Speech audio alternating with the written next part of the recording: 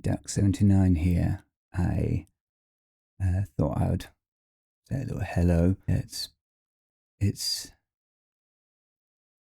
was quite a sad sort of weekend, as it were, really, technically, if you think about it. So on on Thursday, David Lynch passed away.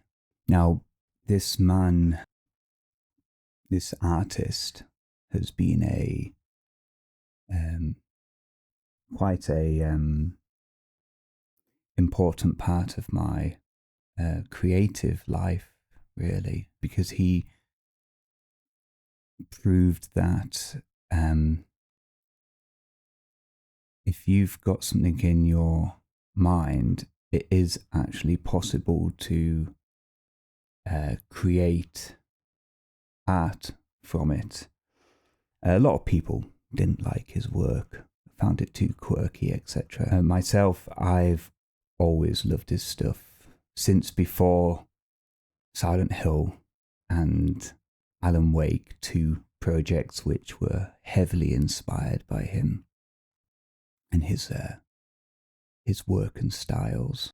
Slowly but gradually, all the people, film people who work in the film industry, as I get older, people I looked up to are slowly disappearing. David Lynch, when one of his films came out, I used to get really excited, and I'd love to watch his films, and I loved the fact that he was so excited when digital came out, because he said, "Wow, I can just leave the camera recording now. I don't have to worry about the cost of 35mm film." And a lot of films you see, a lot of shots you see here and there of actors, these aren't the takes that were, and action. No, because he would record, as soon as it went digital, he'd record pretty much as he could and use takes that were just the actors testing things and playing with things. I really liked his view. And I liked the idea that he'd say sometimes, just start writing. Just start writing. That's what I do. And he inspired me to it. All the scripts I've written, I've just finished one here. It's a full script, full feature film. And it was his inspiration that got me writing in the first place, because I used to put myself into a box because of my dyslexia and the way I was treated by teachers.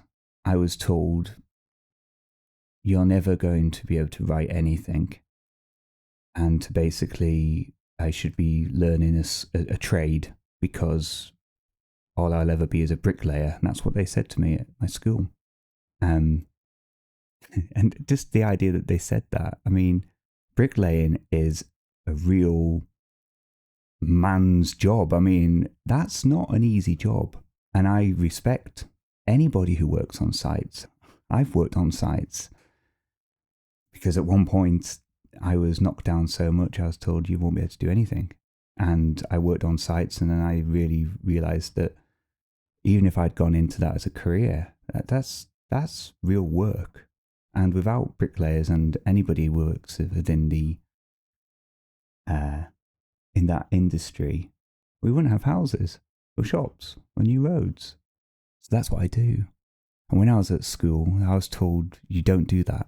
You need to have the beginning, the middle, and the end before you can write. No. And Lynch taught me this. He said, no, just because people have boxes, you don't have to stay in that box. Which is quite ironic with him, because he does like to throw a few boxes in there that you open and you never really know what's in there. So his stuff, Twin Peaks, heavily inspired Silent Hill, and Alan Wake.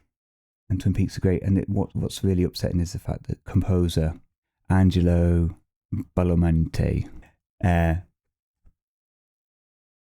he passed away, and that was a bit of a downer. And now David Lynch. David Bowie was in Twin Peaks, Fire Walk with Me, the extended edition. And, he's passed away. Everyone's passing away.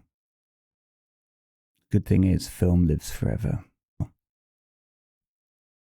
And I think his passing,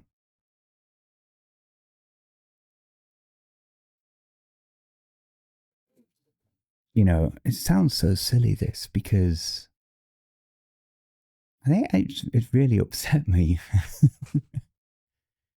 Because, yeah.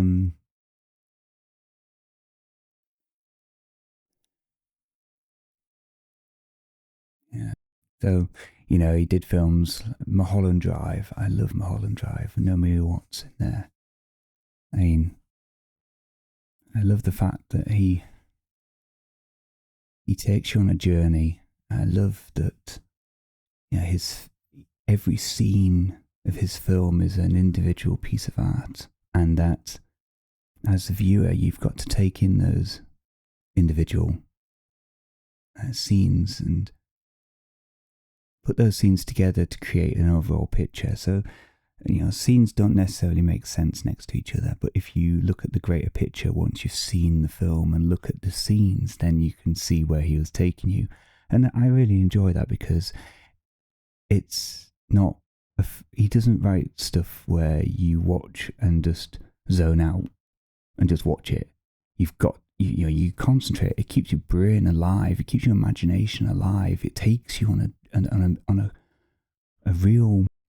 He takes you to different worlds. He took you to different worlds. So, Razorhead. That just shows how you can do something that's really unique.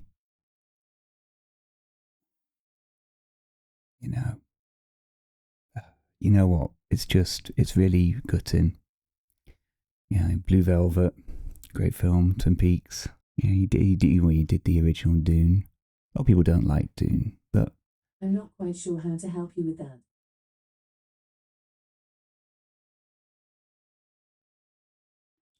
Alexa, listening to me. Oh well, I just wanted to just say from Dark 79 that I will really miss him. I mean, 76, he was only young for this day and age. Yes, he liked to smoke. I don't know if he'd stopped recently, but as far as I know, he was a chain smoker, which probably didn't help. He was an amazing composer. I mean, the David Lynch's band. I love the fact that he put his own feel to the music and he wrote a lot of the songs. Yeah.